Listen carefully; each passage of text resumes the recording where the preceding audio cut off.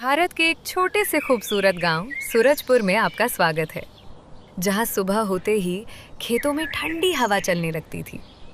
पेड़ों पर बैठे पक्षी मीठी आवाज में चहचहाते थे और गांव के लोग हंसते खेलते अपनी मेहनत भरी जिंदगी जीते थे। लेकिन पूरे सूरजपुर में अगर किसी चीज की सबसे ज्यादा चर्चा होती थी तो वो था गर्मा गर्म तंदूरी पनीर पराठा। इस गांव में दो भाई रहते थे, गोपाल और सोनू। गोपाल गांव के चौक में अपना छोटा सा पराठे का ठेला लगाता था और उसके हाथ के तंदूरी पनीर पराठों का स्वाद ऐसा था कि लोग दूर दूर से खाने आते थे। हर सुबह जब पूरा गांव सो रहा होता, तभी गोपाल उठकर आटा गूंथना शुरू कर देता। फिर ताजे पनीर में प्याज, हरी मिर्च और मसाले मिलाता और बड़े प्यार से पराठों की स्टफिंग तैयार करता।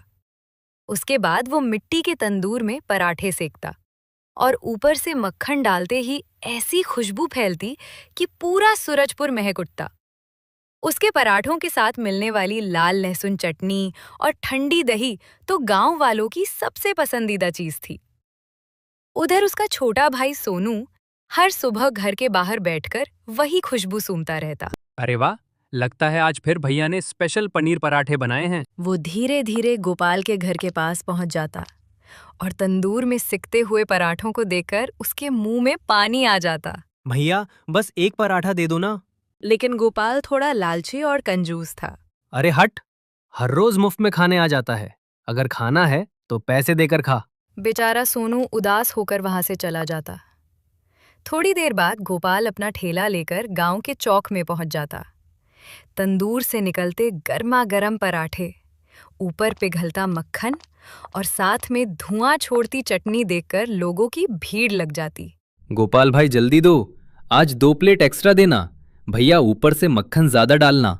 एक बूढ़े काका बोले, बेटा तुम्हारे पराठे तो बहुत स्वादिष्ट हैं, लेकिन हम बूढ़ों के लिए कुछ हल्का भी बनाया करो। अरे काका, कल से आपके लिए आलू मटर वाले सॉफ्ट पराठे भी बनाऊंगा। इतने में सामने वाली दुकान से ये सब देख रहा था शकील। शकील गांव में कचौड़ी बेचता था, लेकिन पिछले कुछ दिनों से उसके ग्राहक कम हो गए थे, क्योंकि आधा गांव गोपाल के पराठे खाने चला जाता था। ये गोपाल तो पूरा बाजार ही खा जाएगा। उधर गोपाल भी अब ज्यादा लालची होने लगा था कल से पराठों का दाम बढ़ा दूंगा, लोग तो फिर भी खरीदेंगे।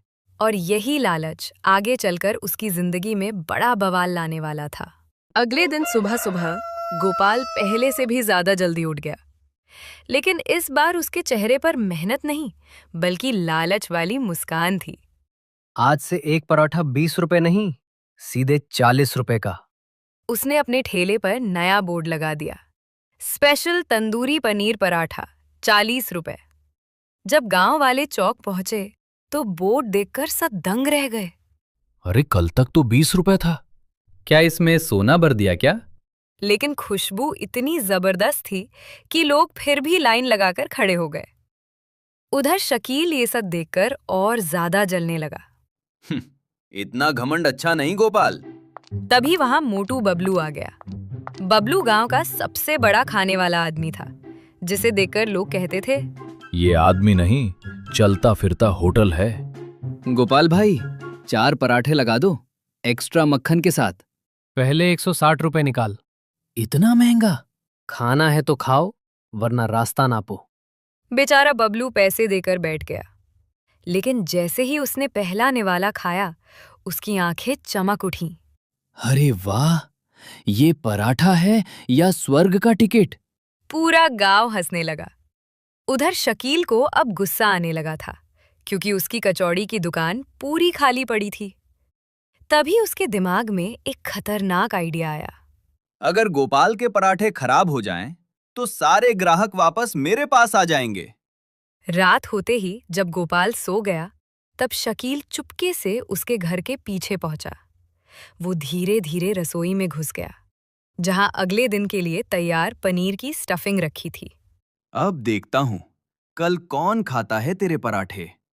उसने पूरी स्टफिंग में इतना ज्यादा नमक मिला दिया कि एक कौर खाते ही किसी का मुंह बिगड़ जाए, और फिर वो चुपचाप वहां से भाग गया।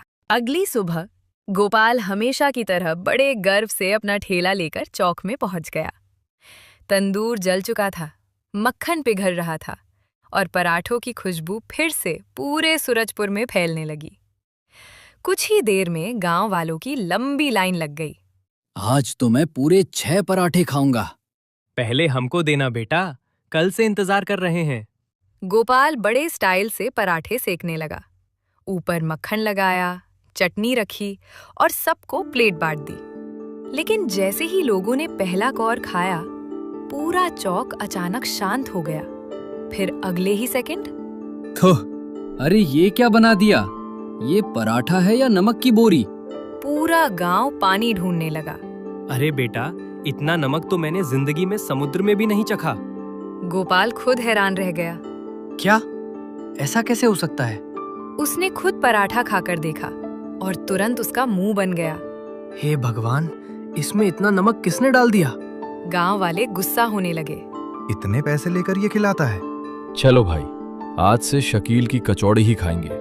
उधर सामने खड़ा शकील मन ही मन हंस रहा था। अब आया मजा। कुछ ही देर में गोपाल का पूरा ठेला खाली हो गया। लेकिन इस बार पराठे बिकने से नहीं, बल्कि लोगों के फेंकने से। बेचारा गोपाल उदास होकर घर लौट आया।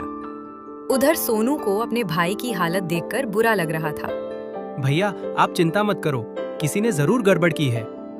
लेकिन गोपाल अभी भी गुस्से में था। जरूर किसी की जलन है और मुझे पता लगा कर रहूंगा कि ये किसने किया। गोपाल खुद हैरान रह गया।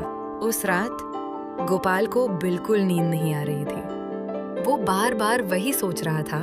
इतना नमक अपने आप नहीं गिर सकता, किसी ने जानबूझकर किया है। तभी सोनू धीरे से बोला, भैया, कल रात मैंने किसी को आपके घर के पीछे घूमते देखा था। कौन था? अंधेरा था, लेकिन वो आदमी बार बार शकील की दुकान की तरफ जा रहा था। ये सुनते ही गोपाल की आंखें बड़ी हो गईं। मतलब ये सब शकील ने किया है? अगली सुबह गोपाल ने एक नया प्लान बनाया। उसने जानबूझकर पूरे गांव में खबर फैला दी। आज मैं अपनी सारी कमाई घर में रखूंगा, क्योंकि कल बैंक बंद है। गांव वालों ने बात सुनी और कुछ ही देर में ये खबर पूरे सूरजपुर में फैल गई। उधर शकील ने भी सुन लिया। वाह, आज तो एक साथ बदला भी मिलेगा और पैसे भी। रात होते ही पूरा गांव सो गया, लेकिन गोपाल और सोनू चुपचाप घर के पीछे छिपकर बैठ गए। थोड़ी देर बाद किसी के धीरे धीरे चलने की आवाज आई। भैया, कोई आ रहा है। फिर अंधेरे में एक आदमी खिड़की से अंदर घुसने लगा। उसने जैसे ही पैसे वाला डिब्बा उठाया, गोपाल जोर से चिल्लाया। पकड़ लिया।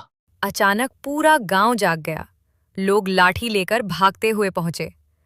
अरे, ये तो शकील है। शकील डर के मारे कांपने लगा। मुझे माफ कर दो, मैं जलन में अंधा हो गया था। तो तू ही था जिसने पराठों में नमक मिलाया था? हाँ, क्योंकि सारे ग्राहक तुम्हारे पास चले गए थे। पूरा गांव हंसने लगा। अरे शकील, दूसरों का पराठा खराब करने से अच्छा था अपनी कचौड़ी अच्छी बना लेता। शकील शर्म से सिर नीचे कर लिया। अगले दिन सुबह पूरा सूरजपुर गांव सिर्फ एक ही बात कर रहा था। अरे शकील चोरी करते पकड़ा गया। जलन आदमी से क्या क्या करवा देती है। उधर शकील अपनी दुकान पर उदास बैठा था। उसकी कचौड़ी की दुकान बिल्कुल खाली थी, एक भी ग्राहक नहीं। तभी एक कुत्ता आया और उसकी कचौड़ी उठाकर भाग गया। अरे ओ चोर, कम से कम पैसे तो दे जाता। पूरा गांव हंसने लगा। उधर गोपाल की पराठे वाली दुकान पर फिर से भीड़ लग गई थी। तवे पर मक्खन छन छन कर रहा था। गर्मा गर्म आलू पराठों की खुशबू पूरे बाजार में फैल रही थी। गोपाल भाई जल्दी दो, आज 3 प्लेट पैक करना। और दही ज्यादा डालना। गोपाल खुशी खुशी सबको पराठे देने लगा। तभी वहां शकील धीरे धीरे आया। उसका चेहरा उतरा हुआ था। गोपाल, मुझसे गलती हो गई। गोपाल चुपचाप उसे देखने लगा। मैं जलन में पागल हो गया था, लेकिन अब समझ आया, मेहनत का कोई शॉर्टकट नहीं होता। सोनू धीरे से बोला। भैया, लगता है आज इसे सच में भूख लगी है। पूरा गांव हंस पड़ा। गोपाल मुस्कुराया। फिर उसने एक गर्मा गर्म पराठा प्लेट में रखा ऊपर से मक्खन डाला और शकील की तरफ बढ़ा दिया। खा ले, लेकिन इस बार पैसे नहीं लगेंगे। शकील की आंखें भर आईं। सच में?